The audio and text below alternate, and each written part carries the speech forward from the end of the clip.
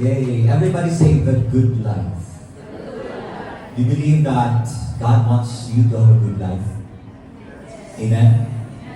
This is exactly why we're doing this series. And we're talking about these 3 habits of love. Everybody say habits of love. Habits of love. So fasting, what's the first one? Giving. The second one is prayer. And the third is fasting. And sabi ni Brother Gary kanina, kailangan natin i-check yung ating intention. Pakisabi intention. Kasi minsan, baka itong habits of love will turn into habits of pride. You know, the other day, I was checking my Facebook. Sino dito yung nasa Facebook? Taas kamay. Ayan. Sino dito yung wala sa Facebook? Taas kamay. Okay. Okay, so halos at these sa Facebook. So I have a page for my business, for my training consulting. I have a personal profile. And then the other day, there was this notification.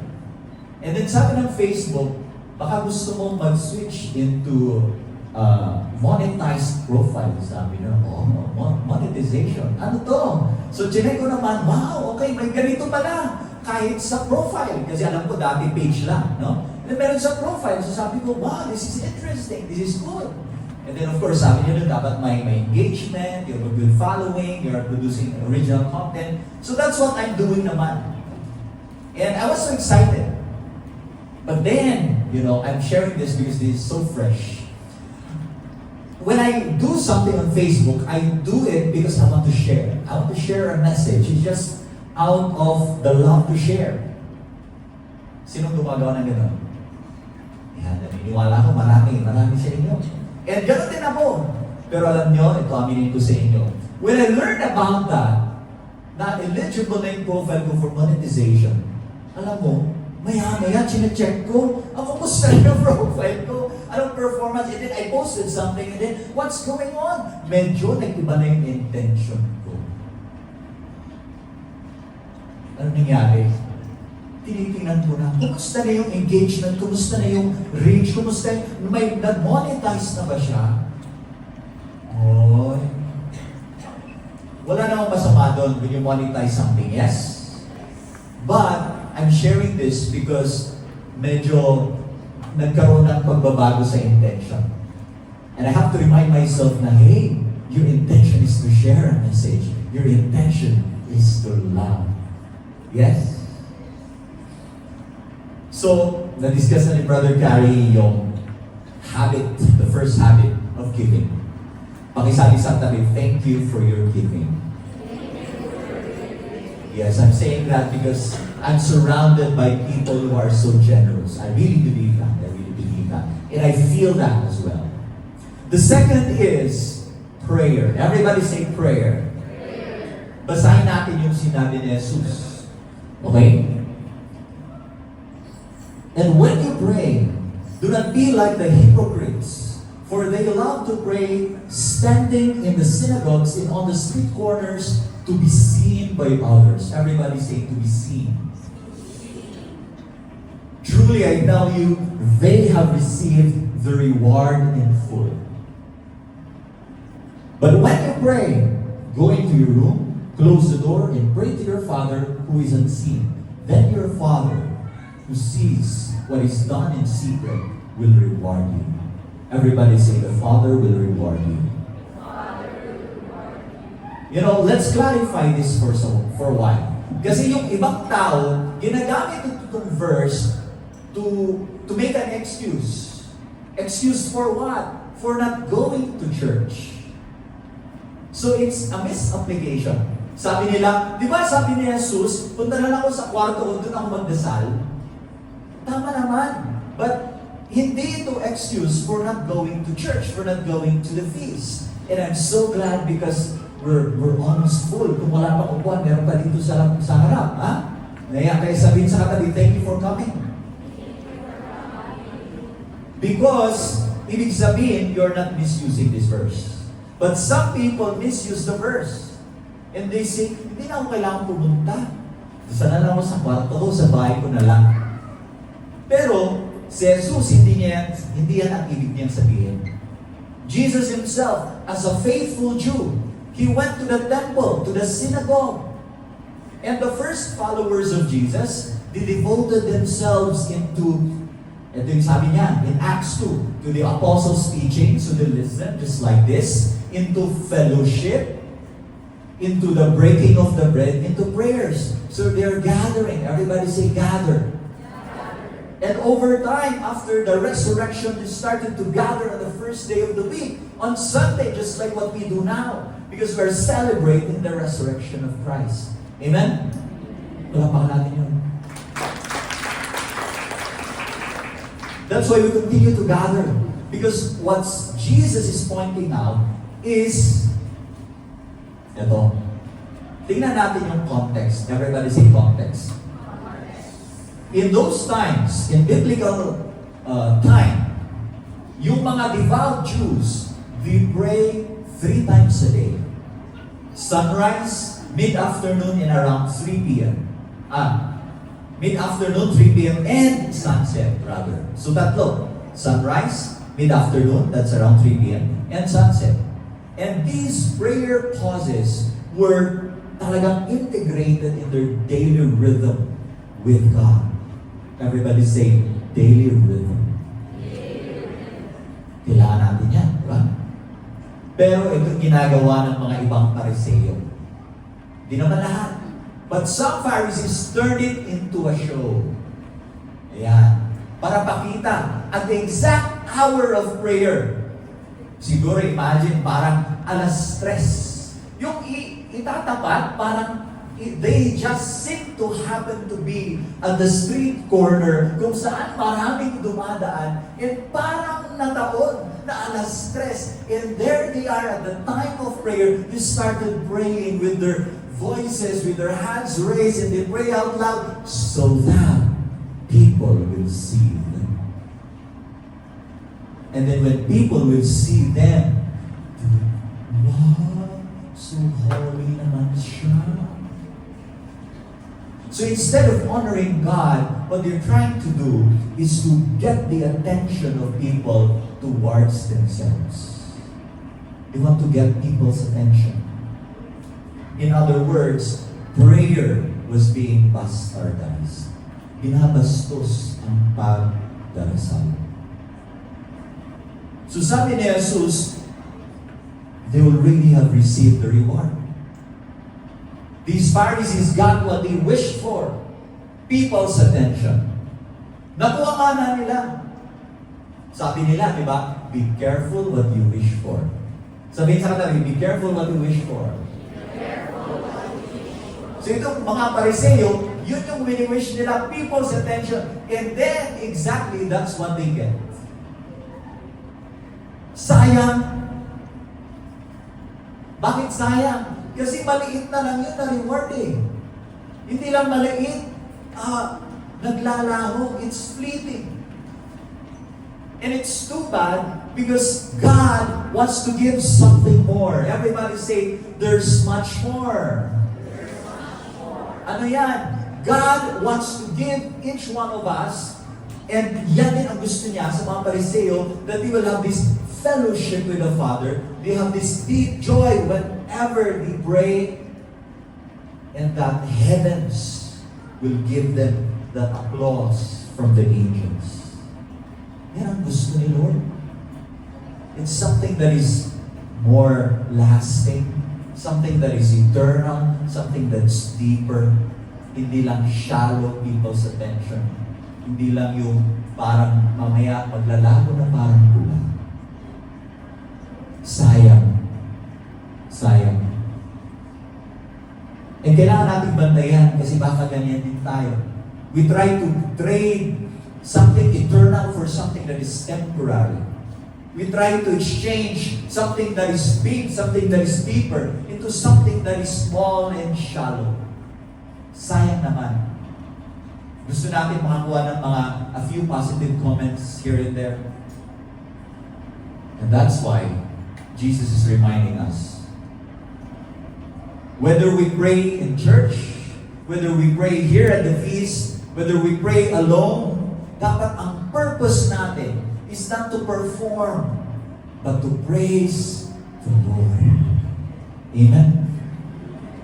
And even the worship team coming here, we keep on reminding each one that, hey, your task is not to perform here. You're not singing to perform in front of the people. No, no, no. You're leading people so that they can sing their praises to God with you, together as one family, praising God. Amen? That's what we want to do. And when I get so excited like that, because I want to exhort you into something that, hey, it's all about God, it's all about God, it's all about praising God. Yes. And you know, next week, mas exciting pa kasi we'll unpack the Lord's Prayer. We'll get into prayer, something deeper. Amen? So that's the second habit, prayer. The purpose is to be with God, not to get people's attention. Amen? The third habit is this, fasting. Everybody say fasting. Basahin natin. Jesus said, when you fast, do not look somber as the hypocrites do, for they disfigure their faces to show others they are fasting. Truly, I tell you, they have received the reward in full. But when you fast, put oil on your head and wash your face, so that it will not be obvious to others that you are fasting, but only to your Father who is unseen. And your Father who sees what is done in secret will reward you. Everybody say, the Father sees you. Sabihin sa katabi, nakikita ka ni God the Father. So fasting. Ngayon, minsan naririnig natin, taas kamay kung narinig nyo na sa mga friends nyo, I'm fasting from ice cream.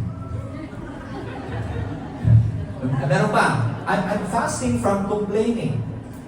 Maganda naman, di ba? I'm fasting from gossiping. Yeah. I'm fasting from K-drama. So okay naman. Those are good things. Sometimes you need to fast on those. Pero in ancient times, fasting meant only one thing. And that is not eating food. Period. Yun lang. Pag sinabi mong fasting noon, not eating food. That's it. Yun ang fasting. And during the time of Jesus, some religious folks would exaggerate yung kanilang woeful appearance. Anong ginagawa nila? Kanilang buhok, hindi inaayos. So it becomes so messy. Their clothing, they make it so dull. And their faces, talaga naman, yung baba hanggang sa dito. Diba? Pati yung lahat na. Diba? And it's not because talagang yun ang nasa loob-loob ng puso. It is because they're trying to tell people na, hey, look at me! I am making a great sacrifice! Look at me! Ano nangyayari na naman? Drawing people's attention to themselves. And 2,000 years later, anong itsura nito? Sabi nga ni Brother Gary kanina, we fast, we pray, and we post. Di ba? Again, it's going back to the intention. Sometimes we post.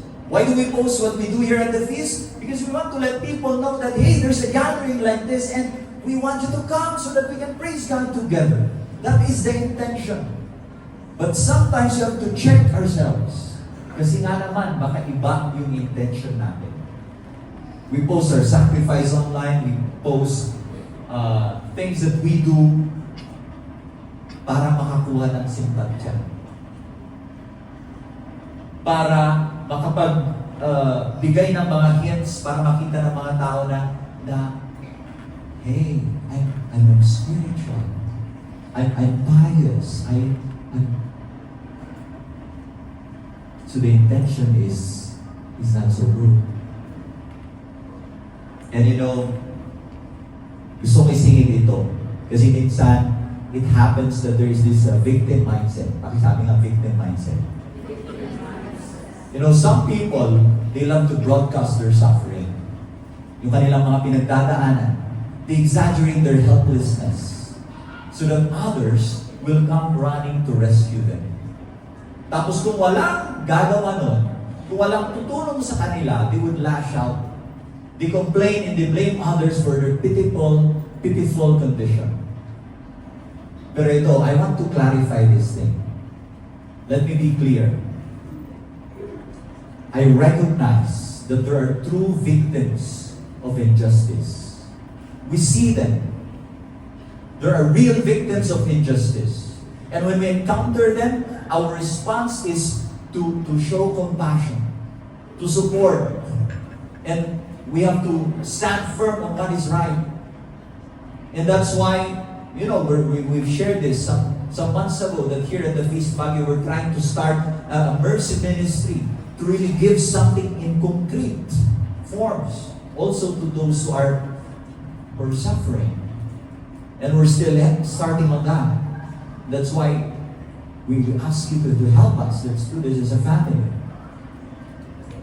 So, yung kanina sinasabi ko na nagpo-post for people to feel pity on them, iba yung talagang totoong biktima ng injustice. So I'm not referring to them, yes?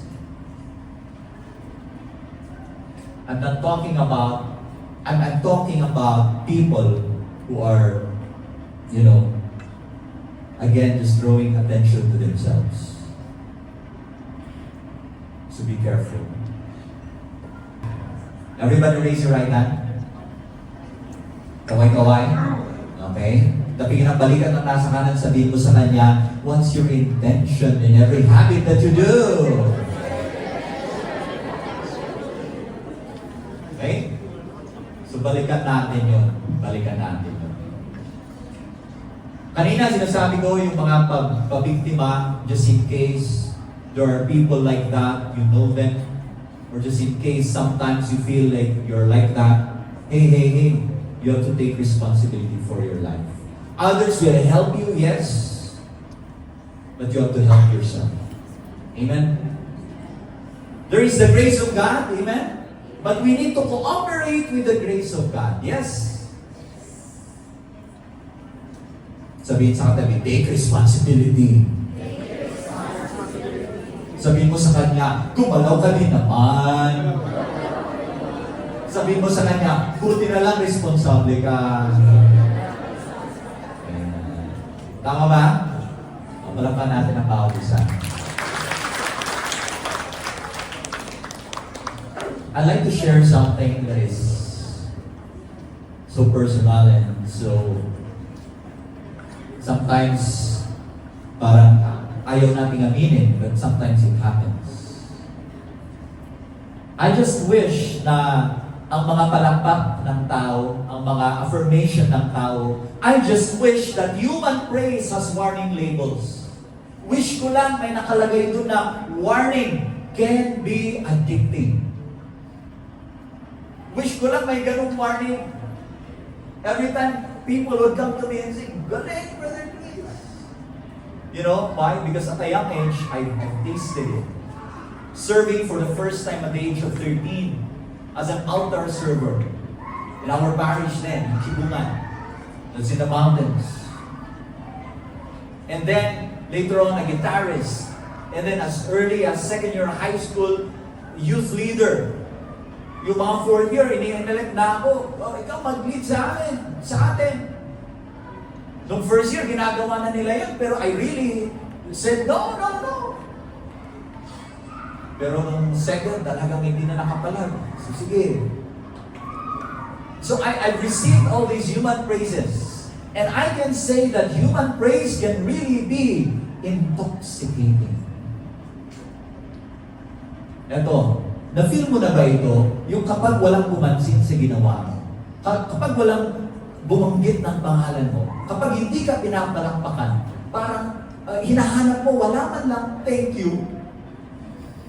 Na-feel mo ba yung parang, sabi ko, intoxicating, parang drug na, pag addicted ka sa drug, pag hindi mo tinake yan, parang may tinatawag nilang withdrawal pangs. Parang may masakit sa puso, hinahanap-hanap mo. Yeah? Pag walang nag-thank you sa'yo, pag hindi ka na-acknowledge, are you looking for that? Ako yung unang magtataas ng kamay. I have to clarify. Yes, human praise is not bad. Everybody say, it's not bad. Kailangan lang maging aware tayo that human praise has its hallucinogenic effects. Matindi, no? Ilang sila doon siya?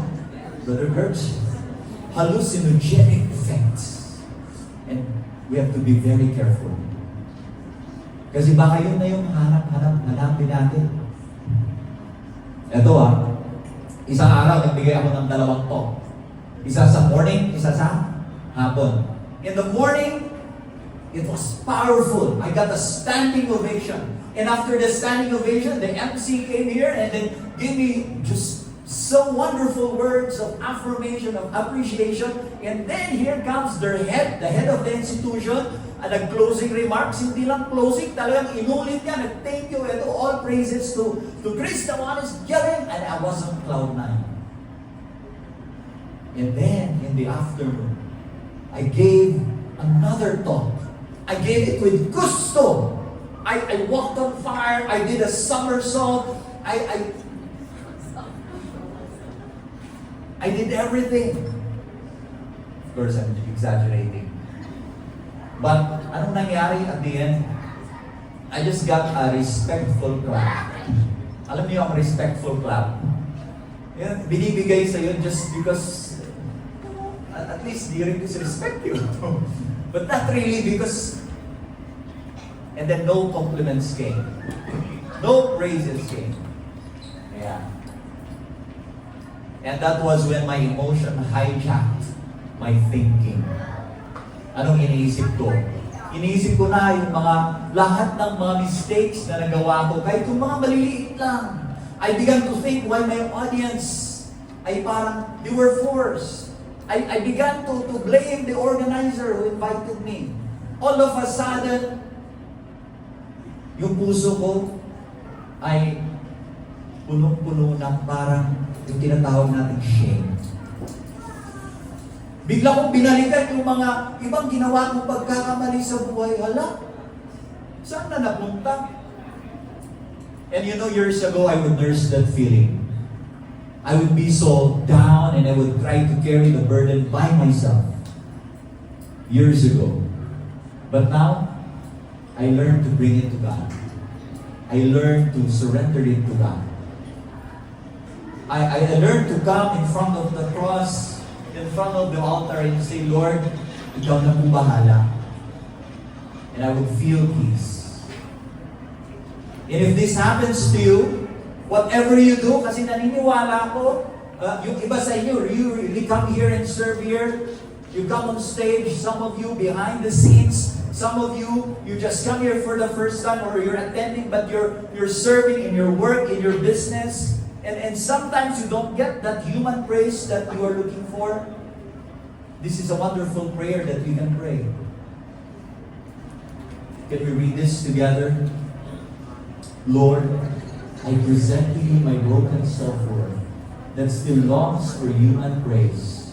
Today, I declare that your love is enough for me. I declare that I have nothing else to prove to the universe. In you I am complete. In you I am whole. In you I am perfectly imperfect. Thank you for allowing me today to serve you and bless your people. Amen. Can we stand? To people who are seeking human praise, laging sinasabi ni Jesus, they have received the reward. Laging sinasabi ni Jesus yan, pag yan ang hinahanap mo, you have received your reward. And ulitin ko, sayang. Because we deserve better. Sabihin sa katabi, you deserve better. You deserve a better reward than human praise. Kasi ito, yung real reward natin, yung real reward that the Father wants to give us is Jesus Himself. It is Jesus Himself. It is Jesus Himself. And that's why, habang wala pa tayong Mass dito sa Feast Baguio, we encourage you to go to Mass before or after. May malapit na parokya yan sa Lourdes, Isay. One time, I was just like with some servants here, we served at the first ever Feast Conference in Luzon. And just like some of the servants here, we did a lot of things. I was among those who coordinated many things. And before the closing, we had the adoration of the Blessed Sacrament, the real presence of Jesus. And at that moment, dala-dala ko si J.A. yung aming our firstborn son. And while I was carrying my son in my arms, I was looking at the Blessed Sacrament. And there's this thought that just keeps on coming to my mind. And sabi niya sa puso ko, Jesus is your reward. And Jesus is enough. And at first parang, bakit yun yung thought? But then it just keeps on coming and then it made more sense to me. That even after doing a great gargantuan work, and pag walang pumalakpak sa akin, kung walang mag-approach sa akin na mag-thank you, Jesus is enough. He is my reward. Merong palakpak man o wala, okay na. Why? Because my heart is full. Because truly, Jesus is enough.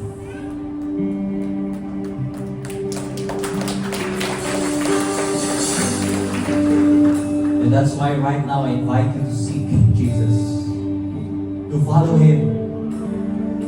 Kasi si Jesus, nung inakusahan siya in the wrong way, pwede namang lumaban siya. He could have fought and asked for the people who have been supporting him dati. He could have asserted his innocence in the court of these people. Pero anong ginawa niya? Hindi niya ginawa yun. Kasi Jesus knew that he had nothing else to prove. He knew that the Father saw him. Alam na niya na ang ating Amang nasa langit, yung kanyang tatay, na binabahagi sa atin, na tatay niyo rin, sabi niya, He sees Him, and that was enough. Okay na yun. Okay na yun. So para sa atin, He stretched out His arms, gave His life, para ibahagi sa atin ang magandang balita. That you don't have to fight for recognition. You don't have to prove your worth. You don't have to do something great before the Father, before God the Father sees you. And to some of you, you can relate because you have a wonderful Father. But let me tell you this, if some people here cannot relate because they have no wonderful relation with their Father, let me tell you this, God, the perfect Father, let Him be your Father right here, right now.